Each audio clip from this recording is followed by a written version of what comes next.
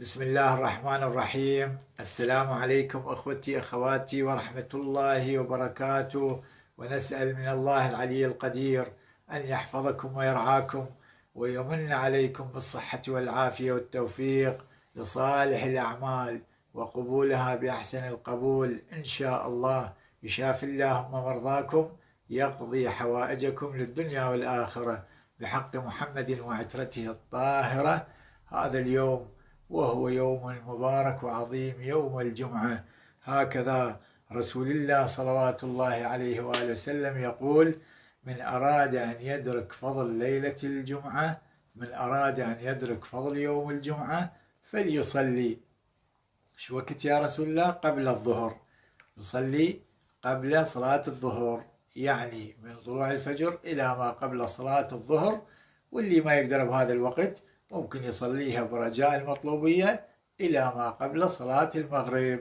هذه الصلاة نيتها أصلي صلاة يوم الجمعة قرب إلى الله تعالى، 4 ركعات، كل ركعتين والتشهد وتسليم، وفي كل ركعة تقرأ فاتحة الكتاب مرة وآية الكرسي 15 مرة.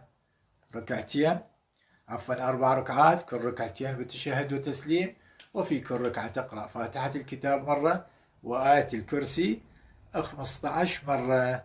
إذا كمل الصلاة تشهد وسلم، استغفر الله 70 مرة، ويقول لا حول ولا قوة إلا بالله 50 مرة، ثم يقول لا إله إلا الله وحده لا شريك له 50 مرة، ويقول صلى الله على النبي، صلي على النبي وآله 50 مرة.